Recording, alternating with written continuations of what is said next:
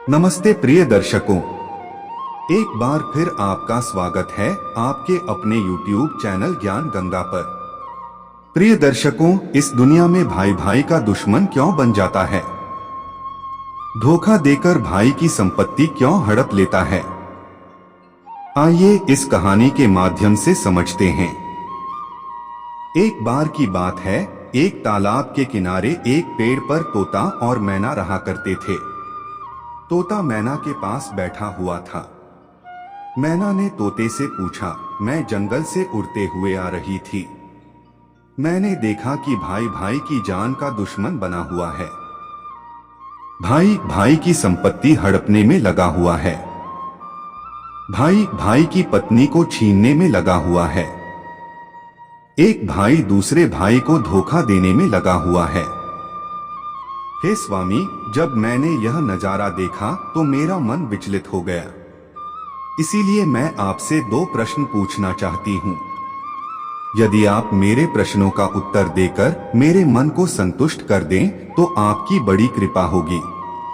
तोता मैना से कहता है, हे प्रिय, ठीक है, तुम अपने दोनों प्रश्न बताओ। मैं तुम्हें तुम्हारे दोनों प्रश्नों के उत्तर देकर तुम्हारे मन को संतुष्ट करने का पूरा प्रयास करूंगा। मैना कहने लगी, हे स्वामी, मेरा पहला प्रश्न है कि भाई भाई का दुश्मन क्यों बन जाता है। मेरा दूसरा प्रश्न है कि भाई का हिस्सा हड़पने वाले व्यक्ति को कौन सी सजा मिलती है। तोता कहता है, हे मैना, तुम्हारे दोनों ही प्रश्न बहुत ही महत्वपूर्ण हैं। जो भी इन प्रश्नों से प्राप्त ज्ञान को अपने जीवन में उतारे, वह कभी भी अपने भाई का दुश्मन नहीं बनेगा। वह अपने भाई का हिस्सा कभी भी नहीं हड़पेगा। वह अपने भाई की पत्नी को छीनने की कोशिश भी नहीं करेगा।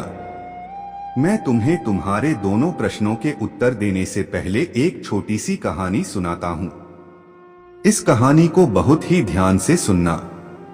यदि तुमने इस कहानी को ध्यान से सुना तो निश्चित ही तुम्हारे दोनों प्रश्नों का उत्तर तुम्हें मिल जाएगा और तुम्हारा मन पूरी तरह से संतुष्ट हो जाएगा। मैना तोते को कहानी पूरी सुनने का वचन देती है और कहती है, अब कहानी शुरू कीजिए। मैं कहानी को पूरे मन से सुनूंगी। प्रिय दर्शकों, कहानी शुरू करने से पहले मेरा आप सभी से अनुरोध है कि आप हमारी कहानी में खो जाएं। उससे पहले हमारे चैनल को सब्सक्राइब करके बेल आइकन अवश्य दबा लें, जिससे हमारी हर वीडियो का नोटिफिकेशन सबसे पहले आप तक पहुंचे और आप हमारी हर वीडियो से प्राप्त ज्ञान को अपने जीवन में उतार सकें। तो चलिए कहानी शुरू करते हैं। तोता कहता है, हे प्रिय, एक नगर में एक राजा था। उसके महल में एक बहुत ही सुंदर बाग था। उस बाग में तरह तरह के फूलों के पौधे और अनेक प्रकार के मीठे फलों के पेड़ थे। इसके अलावा उस बाग में सबसे आश्चर्यजनक चीज एक सेब का पेड़ था, जिसमें सोने के सेब लगते थे। उस राजा ने उस पेड़ की देखभाल के लिए खास इंतजाम कर रखा था। जब इसके फल पकते थे तो चौकीदार रात दिन उस पेड़ का पहरा देते थे ताकि कोई सोने का सेब चुरा न सके। तोता कहता है, हे प्रिय, लेकिन एक दिन की बात है, जब बाग के माली ने सोने के सेबों को गिना तो उसमें एक सेब गायब था। माली तुरंत दौड़ता हुआ राजा के पास पहुंचा और राजा को सेब के पेड़ पर एक फल कम होने की खबर दी। राजा ने यह बात सुनी तो उसे बड़ा आश्चर्य हुआ कि बाग में उस पेड़ की देखभाल का इंतजाम करने के बाद भी उस पेड़ से फल कैसे चोरी हो गया। राजा ने ऐलान किया कि जिस व्यक्ति ने उस पेड़ का सेब चुराया है, उसे जो भी पकड़कर लाएगा उसे इनाम दिया जाएगा। राजा के 3 बेटे थे। सबसे बड़ा राजकुमार राजा से कहने लगा, पिताजी, रात को मैं बाग में पहरा दूंगा और चोर को पकड़ने की कोशिश करूंगा। फिर राजा ने अपने बड़े बेटे यानी बड़े राजकुमार को बाग में पहरा देने का आदेश दिया और चोर को पकड़ने की इजाजत दे दी। वह बड़ा राजकुमार रात में पहरा देने लगा, लेकिन 2 घंटे बाद ही उसे नींद आ गई और वह सो गया। तोता कहता है, हे प्रिय, जब राजकुमार सुबह उठा और उसने सेबों को गिना तो वह देखकर चकित रह गया कि रात भर में एक सेब और गायब हो गया। इसके बाद दूसरी रात को मझले राजकुमार ने पहरा देने का काम संभाला, लेकिन उसे भी नींद आ गई और तीसरे दिन भी सेब चोरी हो गया। पेड़ से लगातार फल चोरी होने से राजा बड़ा चिंतित था। दरबारियों के भी समझ में नहीं आ रहा था कि क्या किया जाए। यह सोचते हुए सभी उदास बैठे थे। इतने में सबसे छोटा राजकुमार आया और उसने कहा, आज रात मैं पहरा दूंगा और चोर को पकड़ लूंगा। प्रिय दर्शकों, तोता कहता है, हे प्रिय राजा अपने सबसे छोटे राजकुमार से खुश नहीं रहता था। वह छोटे राजकुमार को हमेशा मूर्ख समझता था। जब छोटा राजकुमार कहता है कि आज रात मैं पहरा दूंगा और चोर को पकड़कर लाऊंगा, तो राजा उसे डांटते हुए कहता है, तुम क्या समझते हो? क्या तुम्हें इसमें सफलता मिलेगी? बड़े राजकुमार इस काम में असफल हो चुके हैं। तुम अपना काम करो, तुम्हारे बस की बात नहीं है। लेकिन छोटा राजकुमार नहीं माना। उसने राजा से प्रार्थना की और कहा कि उसे एक मौका दिया जाए। अंत में राजा राजी हो गया। तोता कहता है, हे प्रिय, फिर सबसे छोटा राजकुमार रात में पहरा देने लगा। उसने तय किया कि वह किसी भी हालत में नहीं सोएगा और चोर को जरूर पकड़ेगा। आधी रात हुई। रात के 12 बजे का समय था। राजकुमार ने देखा कि एक सुंदर सोने की चिड़िया कहीं से उड़ती हुई आई और सेब के पेड़ पर बैठ गई। फिर उसने देखते ही देखते सोने का एक सेब तोड़कर अपनी चोंच में पकड़ लिया। छोटा राजकुमार जाग रहा था। राजकुमार ने तुरंत निशाना साधा और तीर चला दिया, लेकिन तीर चिड़िया को नहीं लगा। वह पंख फड़फड़ाकर उड़ गई। राजकुमार का तीर चिड़िया के पंख पर लगा और एक सोने का पंख टूटकर जमीन पर आ गिरा। तोता कहता है, हे प्रिय, फिर दूसरे दिन सुबह राजकुमार ने राजा को सारी बात बता दी और वह सोने का पंख राजा के सामने रख दिया। पंख इतना सुंदर और कीमती था कि राजा उसे देखता ही रह गया।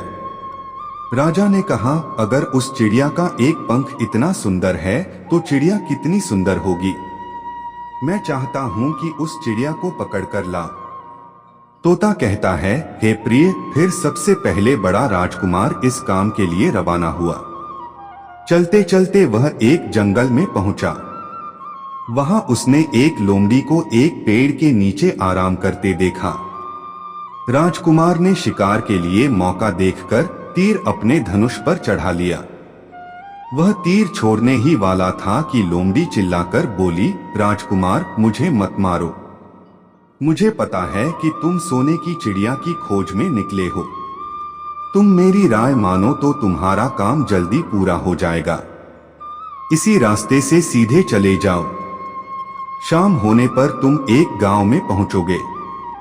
वहां तुम्हें आमने सामने 2 सराय मिलेंगी।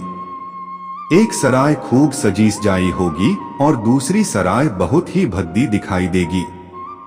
तुम एक काम करना, जो सराय सजी सजाई और सुंदर दिखे उसके अंदर मत जाना। यदि तुम ऐसा करोगे तो तुम्हारा काम बहुत ही आसानी से हो जाएगा।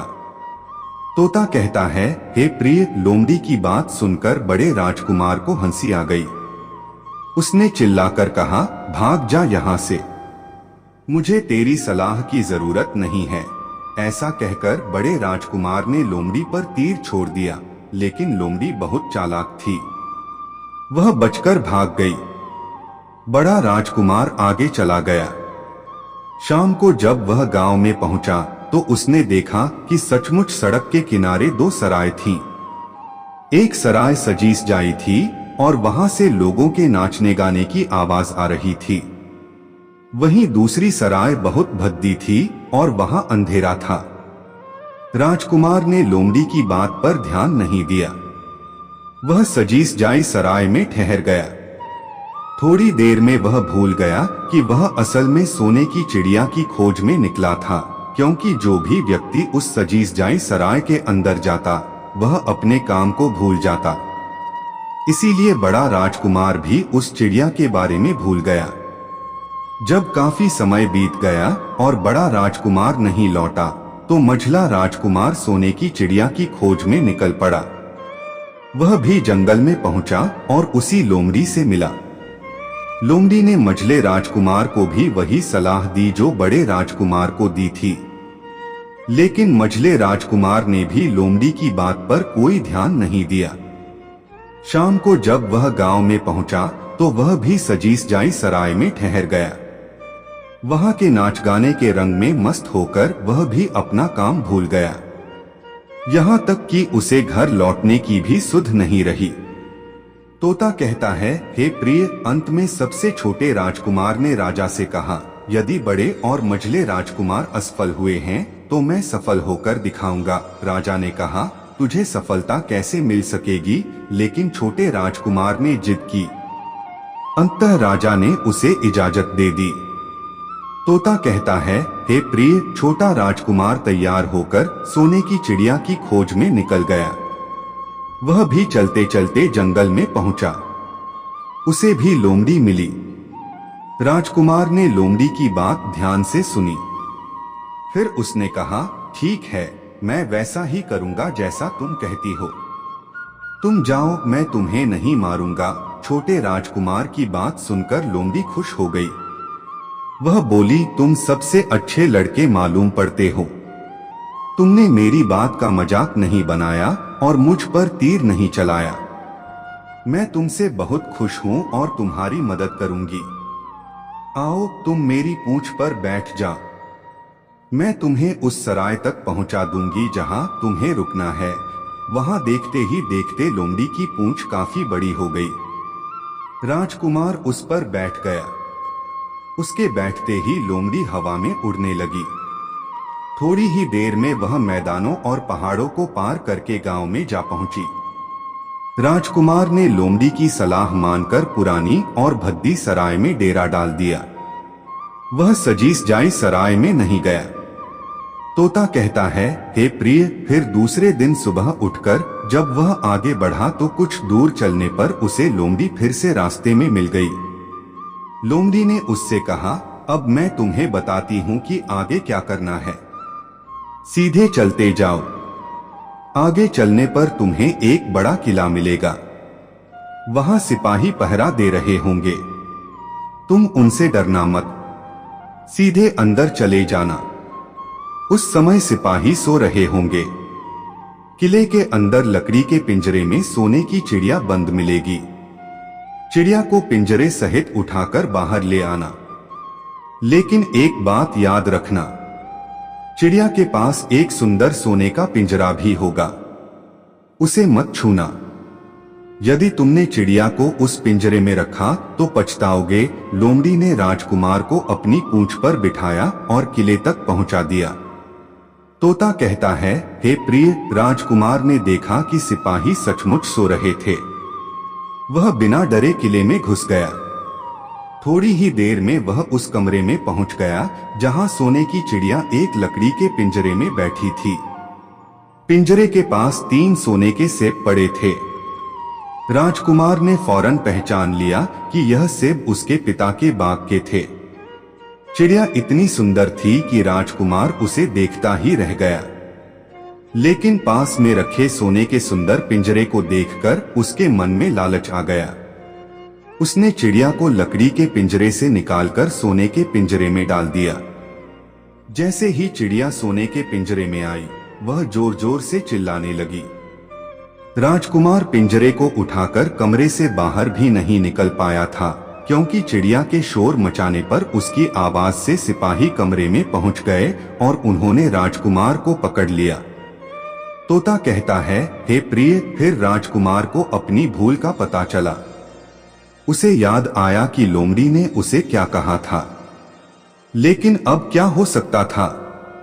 सिपाही उस छोटे राजकुमार को पकड़कर राजा के दरबार में ले गए। राजा ने पूछने पर राजकुमार ने सारी बात राजा को बता दी। फिर राजा ने कहा, तुम मेरे किले में चोरी करने के लिए घुसे थे। मैं तुम्हें माफ नहीं कर सकता। तुम्हें फांसी की सजा दी जाएगी। लेकिन मैं तुम्हें एक मौका दे सकता हूं। अगर तुम मेरे लिए सोने का घोड़ा लाकर दो तो मैं तुम्हें ना सिर्फ छोड़ दूंगा बल्कि सोने की चिड़िया भी तुम्हें दे दूंगा। राजकुमार को अपनी जान बचाने के लिए राजा की शर्त माननी पड़ी और वह सोने के घोड़े की तलाश में निकल पड़ा।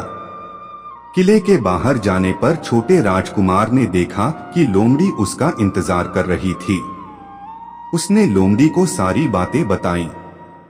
तो लोमड़ी ने निराश होते हुए कहा, मैं अब तुम्हारी कोई मदद नहीं करूंगी।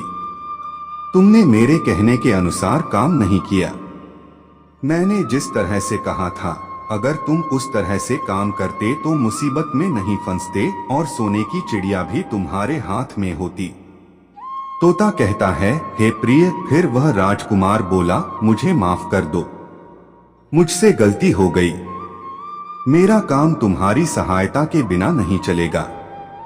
मुझे राजा ने सोने का घोड़ा लाने के लिए कहा है, वरना वह मुझे फांसी पर चढ़ा देगा। राजकुमार की बात सुनकर लोमड़ी ने कहा, खैर मैं तुम्हें माफ करती हूँ। अब तुम ऐसा करो, मेरी पूंछ पर बैठ जाओ। फिर लोमड़ी कहने लगी, चलो कुछ दूर जाने पर तुम्हें एक दूसरा किला मिलेगा। इस किले की घुड़साल में तुम्हें सोने का घोड़ा बंधा हुआ मिलेगा। किले के नौकर चाकर सब सो रहे होंगे। तुम चुपचाप जाना और घोड़े को खोल लेना। लेकिन एक बात याद रखना, वहां घोड़े के पास में ही घोड़े पर कसने के लिए 2 जीन रखी होंगी। उनमें से एक तो बहुत पुरानी चमड़े की जीन होगी और दूसरी सोने की जीन होगी। तुम सोने की जीन को छूना भी मत। उस घोड़े पर पुरानी चमड़े की जीन कसकर सवार हो जाना, फिर उसे दौड़ाकर किले से बाहर चले आना। लोमड़ी की बात सुनकर छोटे राजकुमार ने वादा किया कि वह ठीक वैसा ही करेगा। फिर लोमड़ी ने उस छोटे राजकुमार को अपनी पूंछ पर बिठाया। कुछ ही देर में वह किले के पास पहुंच गया। किले के पास पहुंचते ही लोमड़ी ने राजकुमार को उतारा और वहां से चली गई। राजकुमार सीधा किले में घुस गया। अंदर जाकर उसने देखा कि वहां के सभी नौकर चाकर सोए हुए थे। थोड़ी ही देर में वह किले की घुड़साल में पहुंच गया। राजकुमार ने पास जाकर देखा तो वह घोड़ा सचमुच सोने का था। ऐसा सुंदर घोड़ा उसने सपने में भी नहीं देखा था। राजकुमार ने आगे बढ़कर उस सोने के घोड़े को खोल लिया। जब वह बाहर निकलने लगा तो उसकी नजर एक कोने में पड़ी सोने की जीन पर। वह जीन बहुत ही सुंदर थी। उसमें हीरे मोती जड़े हुए थे। उसके पास ही एक फटी पुरानी चमड़े की जीन पड़ी हुई थी। राजकुमार सोचने लगा कि इतने सुंदर घोड़े पर यह पुरानी चमड़े की जीन कसना उसे शोभा नहीं देगा।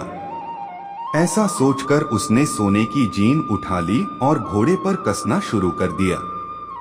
जैसे ही घोड़े की पीठ पर वह सोने की जीन कसी, वैसे ही घोड़ा जोर जोर से हिनहिनाने लगा। किले के नौकर चाकर जाग गए और थोड़ी ही देर में राजकुमार को पकड़ लिया।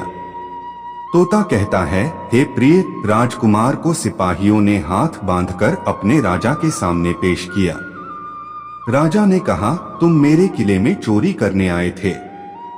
मैं तुम्हें छोड़ नहीं सकता, लेकिन अगर तुम मेरा एक काम कर दो तो मैं तुम्हें छोड़ सकता हूँ। राजकुमार ने कहा, आप महाराज बताइए, मैं आपका हर काम करने को तैयार हूँ। तो राजा ने कहा, यहाँ से कुछ ही दूरी पर एक किला है।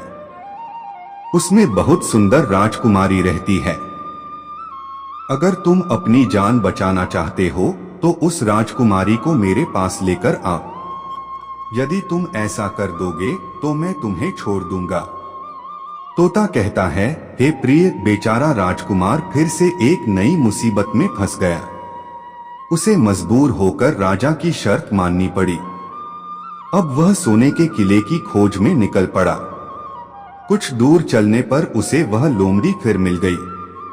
पता नहीं उस लोमड़ी को सारी बातें कैसे मालूम हो गई थीं। वह कहने लगी, देखा, तुमने इस बार भी मेरी बात नहीं मानी। मेरी बात मानते तो नई मुसीबत में नहीं फंसते। खैर, मुझे तुम पर दया आ रही है। मैं तुम्हारी मदद फिर करूंगी। चलो तुमको सोने के किले के पास पहुंचा देती हूं। तुम किले के बाहर ही कहीं पर छिपे रहना। जब किले में से शाम के समय राजकुमारी तालाब में नहाने के लिए बाहर आए तो तुम आगे बढ़कर उसका हाथ पकड़ लेना। डरना नहीं। जैसे ही तुम उस राजकुमारी को छुओगे, राजकुमारी तुम्हारे साथ आने के लिए राजी हो जाएगी। लेकिन एक बात याद रखना, तुम उसे वहां से सीधे अपने साथ ले आना। उसे वापस किले में मत जाने देना। वह राजकुमारी तुमसे कहेगी कि मैं अभी अपने माता पिता से मिलकर आती हूँ, लेकिन तुम उसकी बातों में मत आना, वरना फिर से मुसीबत में फंस जाओगे। तोता कहता है, हे प्रिय। फिर ऐसा कहते हुए लोमड़ी ने छोटे राजकुमार को अपनी पूंछ पर बिठा लिया। देखते ही देखते वह लोमड़ी हवा में उड़ती हुई कुछ देर बाद उस सोने के किले के पास जा पहुंची। किले के पास पहुंचते ही राजकुमार एक पेड़ की आड़ में छिपकर बैठ गया। शाम को जब राजकुमारी नहाने के लिए किले से बाहर आई तो राजकुमार ने हिम्मत करके आगे बढ़कर उसका हाथ पकड़ लिया। उसके छूते ही राजकुमारी उसके साथ चलने के लिए तैयार हो गई और बोली, राजकुमार, तुम मुझे जहां भी ले जाना चाहोगे मैं तुम्हारे साथ चलूंगी, लेकिन मुझे थोड़ी देर के लिए अपने माता पिता से मिलकर आने दो।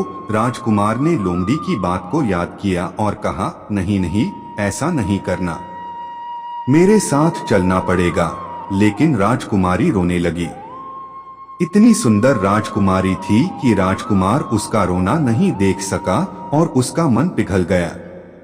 छोटा राजकुमार अंत में राजी हो गया और बोला, जाओ, थोड़ी देर के लिए माता पिता से मिलकर आओ, लेकिन फिर तुरंत बाहर चली आना। तोता कहता है, हे प्रिय। लेकिन राजकुमारी ने जैसे ही किले में कदम रखा, किले के पहरेदार जाग गए और उन्होंने राजकुमार को पकड़ लिया। राजकुमार बहुत पछताया, लेकिन अब क्या हो सकता था। सिपाहियों ने उसे अपने राजा के सामने पेश किया। राजा बहुत नाराज था। उसने उसी वक्त आदेश दिया कि इस राजकुमार को फौरन फांसी पर चढ़ा दिया जाए। फांसी का आदेश सुनने के बाद राजकुमार रोने लगा और गिड़गिड़ाने लगा। इस पर राजा ने थोड़ी देर सोच विचार किया और कहा, मैं अपना आदेश वापस नहीं ले सकता, लेकिन अगर तुम मेरा एक काम कर दो तो तुम्हारी जान बच सकती है। राजकुमार ने कहा, ठीक है, आप जो भी कहेंगे मैं आपका काम करूंगा। तो राजा ने कहा, हमारे किले के ठीक सामने एक बहुत बड़ा पहाड़ है। इसके कारण हमारे किले की सुंदरता नष्ट होती है। अगर तुम 8 दिन में इस पहाड़ को खोदकर साफ कर दो तो हम तुम्हें क्षमा कर देंगे और राजकुमारी का विवाह भी तुम्हारे साथ कर देंगे। राजकुमार किले के बाहर आकर पहाड़ को देखने लगा। उसके हाथ में एक छोटी सी कुदाल थी। उसे समझ में नहीं आ रहा था कि इतना बड़ा पहाड़ वह 8 दिन में कैसे खोद सकेगा। फिर भी राजकुमार ने अपनी जान बचाने के लिए उस पहाड़ को खोदना शुरू किया। धीरे धीरे 7 दिन बीत गए। इतने दिन तक लगातार खोदने पर भी पहाड़ का सिर्फ एक कोना ही खोदा गया। तोता कहता है, हे प्रिय। राजकुमार अंत में दुखी होकर बैठ गया। उसे अब अपने आप पर बहुत क्रोध आ रहा था और वह मन ही मन में कह रहा था, अगर मैंने लोमड़ी की बात मान ली होती तो कितना अच्छा होता। लोमड़ी ने मुझे हर बार सही सलाह दी और मैं हर बार उसका कहना न मानकर नई नई मुसीबत में फंसता गया। तोता कहता है, हे प्रिय। राजकुमार इस तरह सिर झुकाए बैठा था कि अचानक उसे अपने पैरों के पास उस लोमड़ी की पूंछ हिलती दिखाई दी। फिर उसने नजर उठाकर देखा तो सचमुच वही लोमड़ी खड़ी थी। लोमड़ी ने मुस्कुराते हुए कहा, क्यों, क्या हाल है? इस बार तो तुम्हारी मदद करने की मेरी जरा भी इच्छा नहीं थी, लेकिन मैं 7 दिन से तुम्हें पहाड़ खोदते हुए देख रही हूँ। मुझे तुम पर दया आ गई और मैं तुम्हारी मदद के लिए चली आई। जाओ, तुम बहुत थक गए हो, सो जाओ। मैं थोड़ी ही देर में तुम्हारा काम पूरा कर दूंगी। इस बार राजकुमार ने तय कर लिया था कि अब वह लोमड़ी जैसा कहेगी वह वैसा ही करेगा। चुपचाप उठकर राजकुमार एक तरफ सोने के लिए चला गया। थोड़ी ही देर में उसे नींद आ गई। सुबह जब वह सोकर उठा तो उसे अपनी आंखों पर विश्वास नहीं हो रहा था। वहां कहीं भी पहाड़ का नामो निशान नहीं था और किले का सुंदर दृश्य दिखाई दे रहा था। राजकुमार सीधा राजा के पास पहुंचा। राजा उसके काम से बहुत खुश था। उसने तुरंत अपने वादे के अनुसार राजकुमारी के साथ उसका विवाह कर दिया। जब राजकुमार उस सुंदर राजकुमारी के साथ कुछ दूर चला तो उसे रास्ते में फिर वही लोमड़ी मिली। लोमड़ी कहने लगी, बधाई हो राजकुमार। राजकुमारी के साथ तुम्हें देखकर मुझे बड़ी खुशी हो रही है, लेकिन अब तुम्हें सोने का घोड़ा और सोने की चिड़िया भी प्राप्त करनी चाहिए, क्योंकि वे दोनों चीजें तुम्हारे ही लायक हैं और तुम उन्हें आसानी से प्राप्त कर सकते हो। तोता कहता है, हे प्रिय। फिर राजकुमार बोला, लेकिन भला मुझे सोने का घोड़ा और सोने की चिड़िया कैसे मिल सकती है? मैं तो इस राजकुमारी को भी उस राजा के लिए लेकर जा रहा हूँ जिसने राजकुमारी के बदले में मेरी जान बख्शी थी। लोमड़ी कहने लगी, नहीं राजकुमार, तुम ऐसा काम कभी मत करना। इस राजकुमारी के साथ तुम्हारा विवाह हुआ है, अब यह सिर्फ तुम्हारी है। अगर तुम मेरे कहने के अनुसार काम करो तो तुम्हें सोने का घोड़ा और सोने की चिड़िया भी मिल जाएगी। तुम सबसे पहले इस राजकुमारी को लेकर सोने के घोड़े वाले राजा के पास जाओ। राजा जब राजकुमारी को देखेगा तो खुश हो जाएगा और खुश होकर वह तुम्हें सोने का घोड़ा दे देगा। फिर तुम घोड़े पर सवार हो जाना और सबसे विदा लेना। राजकुमारी से तुम बाद में विदा लेना। जैसे ही तुम राजकुमारी के पास पहुंचो तो तुम उसका हाथ पकड़कर घोड़े के ऊपर खींच लेना और घोड़े को दौड़ा देना, क्योंकि सोने का घोड़ा इतना तेज दौड़ता है। कुछ ही देर में दोनों बड़े राजकुमार अपने राज्य में लौट आए। घर लौटकर राजा से कहा, हम सोने की चिड़िया को पकड़कर लाए। इसी चिड़िया ने हमारे बाग से सोने के सेब चुराए थे। हम यह सोने का घोड़ा और यह राजकुमारी लाए हैं। यह सब देखकर राजा बहुत खुश हुआ। सारे राज्य में लोग खुशियां मनाने लगे, लेकिन राजकुमारी खुश नहीं थी। वह रो रही थी। उसने खाना पीना भी छोड़ दिया। घोड़े ने भी खाना बंद कर दिया और चिड़िया ने भी दाना पानी बंद कर दिया। राजा ने बहुत कोशिश की, लेकिन न तो राजकुमारी खुश हुई, न ही सोने का घोड़ा और न ही सोने की चिड़िया ने दाना पानी शुरू किया। तोता कहता है, हे प्रिय, उधर वह छोटा राजकुमार कुएं में गिर गया था, लेकिन वह मरा नहीं था। कुआं बहुत गहरा था, लेकिन उसमें पानी बहुत कम था। उसे लोमड़ी की बात याद आई।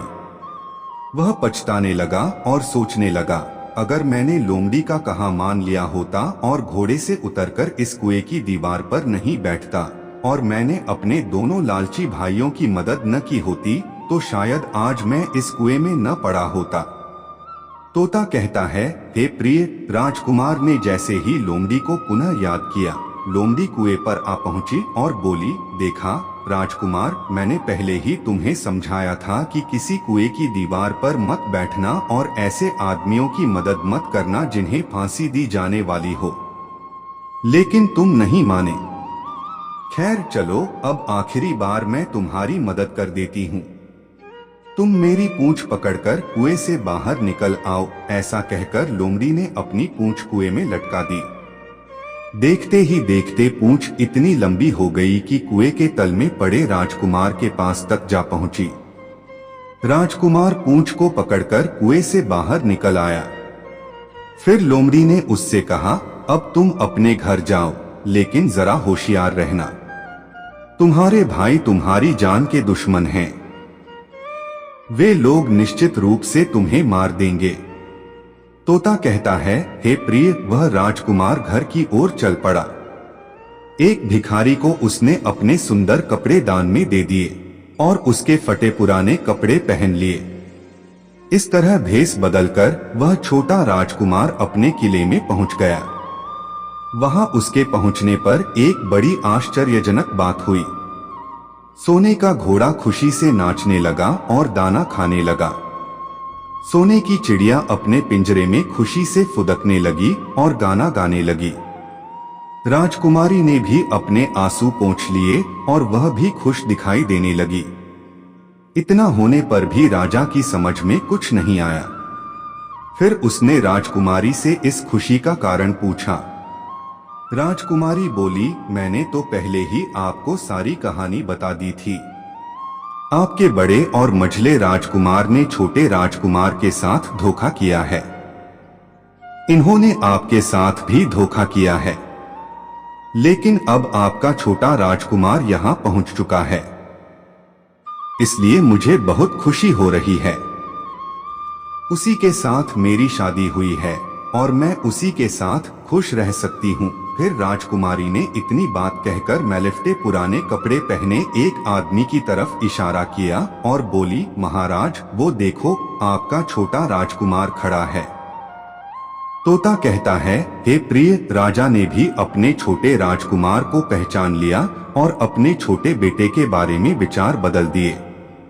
वह सोचने लगा, मेरा छोटा बेटा मूर्ख नहीं बल्कि सबसे समझदार और बहादुर है। अब तो वह उसको बहुत ही समझदार और बहादुर मानने लगा और अपने सबसे छोटे बेटे को सबसे अधिक प्यार करने लगा। फिर राजा ने छोटे राजकुमार को राजगद्दी पर बिठाने का निश्चय किया। राजा ने कहा, भाई को कभी भी भाई की पत्नी को हड़पना नहीं चाहिए और न ही भाई का हिस्सा हड़पना चाहिए। न ही लालच में आकर भाई को मौत के घाट उतारना चाहिए। जो भी भाई अपने भाई के साथ ऐसा करता है उसे दंडित अवश्य किया जाना चाहिए। राजा अपने बड़े राजकुमारों से बहुत नाराज था। उसने दोनों बड़े राजकुमारों को सजा देने का ऐलान किया और अपने राज्य से हमेशा के लिए निकाल दिया। राजा कहने लगा, जो भाई भाई की पत्नी को छीनता है, जो भाई के साथ गलत व्यवहार करता है, जो भाई का धन हड़पता है, ऐसे भाई को हमेशा के लिए घर से बेघर होना पड़ता है। यही विधि का विधान है। तोता कहता है, हे प्रिय, जब राजा ने अपने दोनों बड़े राजकुमारों को राज्य से हमेशा के लिए निकाल दिया, उसके बाद बड़ी धूमधाम के साथ राजकुमारी के साथ छोटे राजकुमार का विवाह किया। छोटा राजकुमार राजकुमारी के साथ सुख से रहने लगा। वह छोटा राजकुमार उस लोमड़ी को नहीं भूला था जिसने उसकी सहायता की थी। एक दिन समय निकालकर वह जंगल में उस लोमड़ी की खोज में निकला। बहुत ढूंढने के बाद एक पेड़ के खोखले भाग में उसने उस लोमड़ी को चुपचाप बैठा हुआ देखा। लोमड़ी बहुत उदास थी और पहले से बहुत ज्यादा कमजोर हो गई थी। राजकुमार को देखते ही लोमड़ी ने उसे पहचान लिया और कहा, आओ राजकुमार, आज इधर कैसे आना हुआ? राजकुमार ने कहा, मैं आज तुम्हें ही ढूंढने के लिए आया हूँ। चलो मेरे बाग में आराम से रहना, वहां तुम्हें किसी तरह की तकलीफ नहीं होगी। यहाँ तो जंगल में तुम्हें खाने पीने की तकलीफ होती होगी और जंगली जानवरों का डर हमेशा बना रहता होगा। लोमड़ी ने कहा, नहीं राजकुमार, मैं यहाँ ठीक हूँ, और भला अब तुम्हें मेरे दुखों से क्या लेना देना? तुम्हारा काम निकल गया। अब तुम राजकुमारी के साथ सुखपूर्वक अपने किले में राज करो।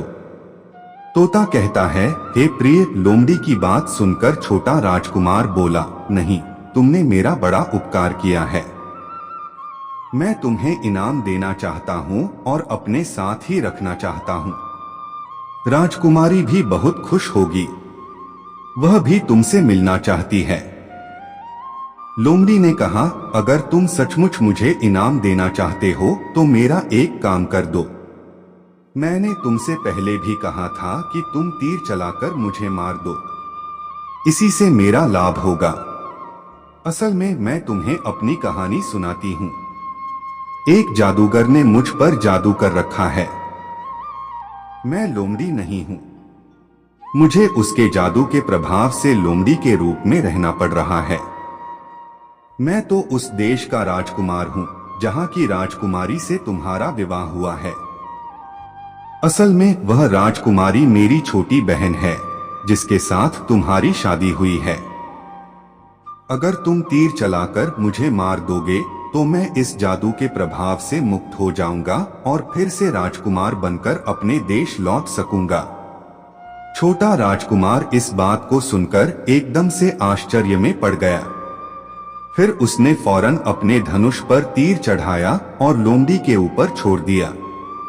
तीर लगते ही लोमड़ी मर गई और उसमें से एक सुंदर सा राजकुमार निकल आया। फिर दोनों राजकुमार आपस में गले मिले। इसके बाद दोनों राजकुमार वापस किले में लौट आए। राजकुमारी अपने भाई से मिलकर बहुत खुश हुई। अंत में तोता कहता है, हे प्रिय, तुम्हारा पहला प्रश्न था कि भाई भाई का दुश्मन क्यों हो जाता है। तो समझ लो, धन के लोभ में आकर व्यक्ति भाई जैसे पवित्र रिश्ते को भूल जाता है और धनवान होने के चक्कर में भाई भाई की हत्या कर देता है।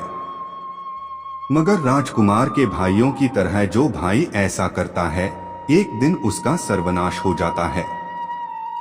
अंत में तोता कहता है, हे प्रिय, तुम्हारा दूसरा प्रश्न था कि भाई का हिस्सा हड़पने वाले व्यक्ति को कौन सी सजा मिलती है। तो समझ लो, भाई का हिस्सा या उसकी पत्नी या उसका धन हड़पने वाले व्यक्ति को घर से बेघर होना पड़ता है। जिस प्रकार राजकुमारों को घर से बेघर होना पड़ा। इसलिए भाई जैसे पवित्र रिश्ते को कभी कलंकित नहीं करना चाहिए। भाई भाई के बीच जहां प्रेम रहता है वह घर स्वर्ग के समान होता है। मैना कहने लगी, हे स्वामी, आज की कहानी सुनकर मेरा मन प्रफुल्लित हो गया। वास्तव में एक भाई को हमेशा दूसरे भाई की मदद करनी चाहिए, न कि उसे बर्बाद करना चाहिए। तो प्रिय दर्शकों, यदि आपको भी अपने भाई से प्यार है तो आप हमारे चैनल ज्ञान गंगा को सब्सक्राइब करें। और हाँ, आपको यह कहानी कैसी लगी हमें कमेंट बॉक्स में जरूर बताएं। धन्यवाद।